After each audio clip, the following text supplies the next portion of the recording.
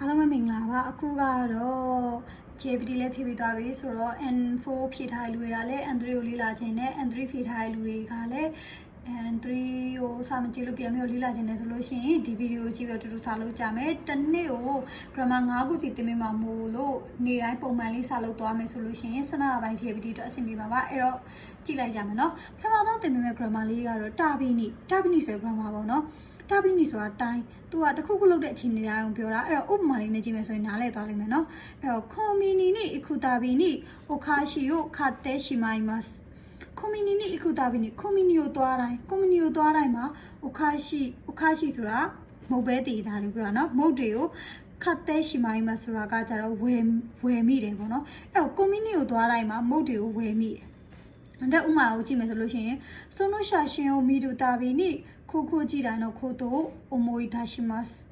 ဒီဓာတ်ပုံကိုကြည့်တိုင်းမှာခုန写真を見るたびにဒီဓာတ်ပုံကိုကြည့်တိုင်းမှာခိုးကြည့်တိုင်းဆိုတာခိုးဆိုတာအထက်တန်းဆိုတော့ခိုးကြည့်တိုင်းအထက်တန်းအချိန်တုန်းကနော်ဆိုတာရှေ့အထက်တန်းအချိန်ရဲ့အကြောင်းအရာတွေကိုခိုးဆိုအကြောင်းအရာတွေကိုအမွေဒါရှိမှတတိရတယ်အဲ့တော့ဒီဓာတ်ပုံကိုကြည့်တိုင်းမှာအထက်တန်းအကြောင်းအကြောင်းအရာတွေကိုတတိရတယ်အဲ့တော့တာဘီနီဆိုတာတိုင်းတခုခုလုပ်တဲ့အချိန်တိုင်းကိုပြောပါတော့အဲ့တော့နောက်ထပ်ဥမာအနေနဲ့ပြောမယ်ဆိုလို့ရှိရင်ဥမာဒီဇိုင်းရှုပ်ကိုဖြတ်တိုင်း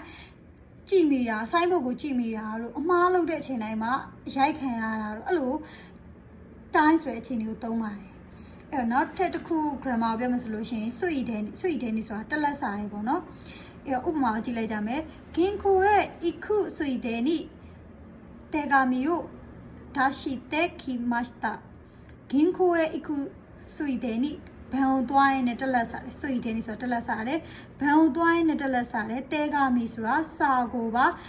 ဒါရှိတဲ့ခိမတ်တာဆိုတာစာကိုပါတခါတည်းသူထည့်ပြီးတော့ပို့ခဲ့လိုက်ပြီအဲ့တော့ तू ကတခုခုလုံးလက်တခုခုကိုလှုပ်တယ်လုံရင်းနဲ့လမ်းကြုံနဲ့တက်လက်စာတယ်နဲ့တခြားဟာကိုပါဆက်လုပ်လိုက်တဲ့အခြေအနေကိုပြောတာပေါ့နော်အဲ့တော့နောက်ထပ်ဥမာအနေနဲ့ပြောမယ်ဆိုလို့ရှင်ခိုင်းမိုနိုနီအခုဆွေတယ်နိတူမိုဒါချီနောအီယနိယော်ရီမတ်တာအဲ့တော့ဈေးဝယ်သွားရင်ခိုင်းမိုနိုနီအခုဆွေတယ်နိဆိုတာじゃဈေးဝယ်သွားရင်နဲ့တူမိုဒါချီနောဦးချီနိတငယ်ချင်းရဲ့အိမ်ကိုယော်ရီမတ်တာဆိုတာကကြတော့လေပတ်ခဲ့တယ်ပေါ့နော်အဲ့တော့ तू ကဈေးဝယ်သွားရင်လည်းတက်လက်စားတယ်တငယ်ချင်းအိမ်မှာလေပတ်ခဲ့အဲ့ဒါမျိုးပြောတယ်အဲ့တော့သူ့ကိုနောက်ထပ်ဥမာအနေနဲ့ပြောမယ်ဆိုလို့ရှိရင်ဥမာအမိုက်တွေရှင်းနဲ့တက်လက်စားတယ်ဖုံတုတ်တာတို့ဥမာမုတ်သွားဝင်နဲ့တက်လက်စားတဲ့သတင်းစာပါဝယ်လာတာတို့ဓပုံရရင်နဲ့တက်လက်စားတဲ့ဗီဒီယိုပါရိုက်လိုက်တာအဲ့လိုတက်လက်စားတခုခုလုံနေတန်လန်နဲ့တက်လက်စားတဲ့လမ်းကြုံအနေနဲ့တခြားအရာတွေကိုပါဆက်လုပ်လိုက်တဲ့အချိန်ဒီမှာသုံးတယ်ကဲအဲ့တော့နောက်ထပ်နှစ်ခုပြီးသွားပြီပေါ့နောက်ထပ်ဥပမာကကြတော့နောက်ထပ် grammar ကကြတော့အကုန်လုံးလဲတော်တော်များရင်းနှီးပြီးသားဖြစ်တဲ့ဥခခဲ့တဲ့ဆိုရဲ grammar ပေါ့နော်ဥခခဲ့တဲ့ဆိုတာကျေးဇူးကြောင့်ဒီအရှိကနောင်ရဲ့ကျေးဇူးကြောင့်အနောက်ကအကျိုးကျေးဇူးဖြစ်တာမျိုးသုံးတယ်အဲ့တော့ तू ကကြတော့အနောက်မှာကောင်းတဲ့ reset တွေပဲလာမယ်အဲ့တော့အိုရနောဥခခဲ့တဲ့မိဘတွေရဲ့ကျေးဇူးကြောင့်ဒိုင်ကခုနိအခဲမစတာဆိုတာကတက္ကသိုလ်သွားနိုင်ခဲ့တယ်တက်နိုင်ခဲ့တယ်ကိုပြောတယ်အဲ့တော့နော်မိဘတွေရဲ့ကျေးဇူးကြောင့်ကိုကတက္ကသိုလ်တက်နိုင်တယ်မိဘတွေရဲ့ကျေးဇူးကြောင့်အနောက်မှာကောင်းတဲ့အချိန်နဲ့တက္ကသိုလ်တက်နိုင်တယ်ဆိုတဲ့ဟာမျိုးဖြစ်ခဲ့တယ်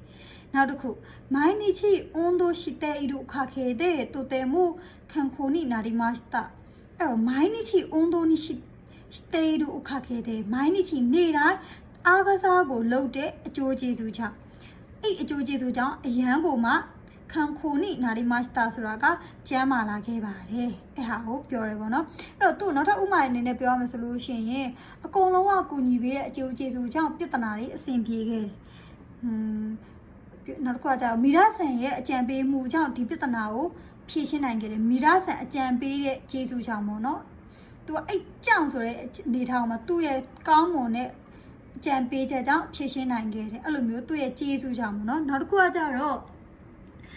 သူစားတွေမမြင်ရတဲ့အတွက်အချိန်မှာမျက်မှန်တက်လိုက်တဲ့မျက်မှန်ရဲ့ကျေးဇူးကြောင့်လည်းပေါ့နော်မျက်မှန်ရဲ့ကျေးဇူးကြောင့်နဲ့စားတွေကိုမြင်ရတယ်အဲ့လိုမျိုးအရှိရတစ်ခုခုရဲ့ကျိုးကျေးဇူးကြောင့်အနောက်မှာကောင်းတဲ့ result ထွက်လာတာအဆင်ပြေတဲ့ result ထွက်လာတာမျိုးကိုသုံးပါတယ်ကဲနောက်တစ်ခုကတော့ဆယ်ရီသေးဆိုတာတော့မကောင်းတဲ့အ ပြစ်ကြောင်မို့နော်အရှိရမကောင်းတဲ့အခြေအနေကြောင့်အနောက်မှာမကောင်းတဲ့ result ထွက်တာမျိုးသုံးတယ်သူကအပြစ်ကြောင်လို့ဆိုးကျိုးကြောင့်တော့အနောက်မှာမကောင်းတဲ့အခြေအနေ minor result တွေထွက်ပါအဲ့တော့ဥပမာကြည့်မယ်ဆိုလို့ရှိရင်အစိုးရရှိစေတဲ့စကားတွေမှာအလုံများတဲ့အတွက်ကြောင့်မလို့ပင်မနေအလုံများတယ်ဆိုတဲ့အခြေအနေရဲ့အတွက်ကြောင့်မို့လို့အနောက်မှာပင်မနေဆိုရဲမကောင်းတဲ့ minor result ပင်မတဲ့အခြေအနေထွက်တယ်သူကပြောရမယ်ဆိုဥခခဲတဲ့နဲ့လုံးဝဖြောင်းမြန်ပါတော့ဥခခဲတဲ့နဲ့စေတဲ့ကလုံးဝဖြောင်းမြန်ပါအဲ့တော့နောက်တစ်ခုကြည့်မယ်နေဖို့စုခုနော်စေတဲ့နေမူဤတဲ့နေဖို့စုခိုးဆိုတာကအေးရေးမဝဘူးအေးရေးမလုံလောက်တဲ့အတွက်အေးရေးမဝတဲ့အတွက်ကြောင့်မို့လို့အေးမကောင်းတဲ့အေးရေးမဝဘူးဆိုရင်မကောင်းတဲ့အခြေအနေကြောင့်မို့လို့နေမှုကြီးမဲ့ဆိုအိတ်ငိုက်တယ်ဆိုရင်အနောက်မှာမကောင်းတဲ့ result ထွက်လာအဲ့တော့နောက်တစ်ခုကိုပြောမယ်နောက်တစ်ခုဥပမာလေးနဲ့ပြောမယ်ဆိုလို့ရှိရင်မိုးရတဲ့အတွက်ကြောင့်မို့လို့အပြင်ထွက်ပြီးမကစားအောင်မိုးရတယ်ဆိုရင်မကောင်းတဲ့အခြေအနေအတွက်ကြောင့်အနောက်မှာမကစားအောင်ဆိုတော့ minor result လိုက်ပါမယ်နောက်တစ်ခုကဖုံးကိုဆွဲလန်းနေတဲ့အတွက်ကြောင့်စားလို့မရဘူးโอเคဖုံးကိုဆွဲလန်းနေတဲ့အတွက်ကြောင့်စားလို့မရဘူးဆိုတော့အနောက်မှာမကောင်းတဲ့ result ထွက်မယ်အဲ့တော့ပြောရမယ်ဆိုလို့ရှိရင်စိတ်တွေကလုံးဝမကောင်းတဲ့အခြေအနေပဲနောက်တစ်ခုပြောမယ်ဆိုရင်အေးရထားနောက်ကြတဲ့အတွက်ယထာမမီတာတို့ဘာလို့လဲပြောလို့ရတယ်ဟုတ်တယ်နော်အေးရထားနောက်ကြရဆိုရင်မကောင်းတဲ့အရှိရမကောင်းတဲ့အခြေအနေကြောင့်ယထာမမီဘူးဆိုတော့မကောင်းတဲ့ result ထွက်လာအဲ့ဒါမျိုးကြတော့စေးတွေကမကောင်းတဲ့ result ကြအဲ့တော့ပြောမှဆိုလို့ရှိရင်ဥခခဲတဲ့နဲ့စေးတွေကလုံးဝမတူညီတဲ့အခြေအနေဥခခဲတဲ့ကကြတော့သူများရဲ့ပေါ့နော်ကျေးဇူးကြောင့်ဒီနောင်ရဲ့ကျေးဇူးကြောင့်နောက်မှာကောင်းတဲ့အခြေအနေထွက်လာပြီးတော့စေးတွေကကြတော့ဒီအခြေအနေကြောင့်မကောင်းတဲ့ result ထွက်လာမျိုးသုံးတယ်ကဲအဲ့တော့နောက်ထပ်နောက်ဆုံး grammar ကတော့ဒါရခဲဆိုတာချီပဲမကောင်းတာတွေကြီးပဲသူကမကောင်းတဲ့အခြေအနေကိုမှသုံးတယ်အဲ့တော့ဥပမာကြည့်မယ်ဆိုလို့ရှိရင်စနိုဟေယာဝါဂိုမီဒါရခဲဒီအခန်းကအမိုက်တွေကြီးပဲစနိုဟေယာဝါဒိုဒါရခဲဒီလမ်းကရှုံနေကြီးပဲ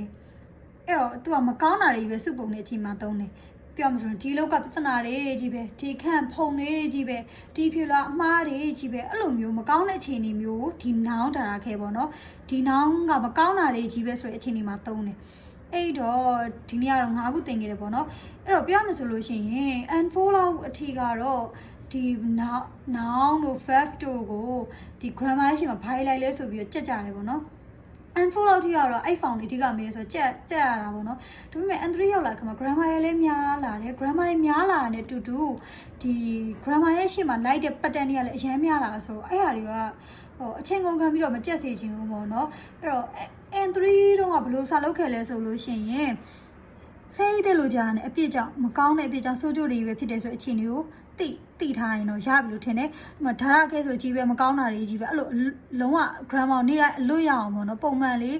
လှုပ်သွားစေခြင်းနဲ့အရှိရပတန်တွေကိုကျင့်လဲအများဆုံးလေတမတ်နံပါတ်ပေါ့နော်အဲ့ဟာလုံးမဲ့စားအမစွိတဲ့နေလို့ကြားလိုက်တာနဲ့တလက်စားတယ်တာဘီနီဆိုတာနဲ့တိုင်းဒီအခြေအနေတိုင်းဖြစ်တယ်အဲ့လိုအခြေအနေမျိုးကိုပေါ့နော်တတိယမယ်စွိတဲ့နေဆိုတာနဲ့တလက်စားတယ်မှန်သိရမယ်ဥခခဲတဲ့ဆိုတာနဲ့ကျေးဇူးကြောင့်အနောက်မှာကောင်းတဲ့ result တွေကြီးပဲလာရဆိုတာမျိုးသိရမယ်အဲ့လိုသိမယ်ဆိုလို့ရှိရင်တော့အဆင်ပြေပေါ့နော်အရှိရနောင်တို့ buff တို့ pattern တွေကိုကြက်မယ်ဆိုလို့ရှိရင်တော့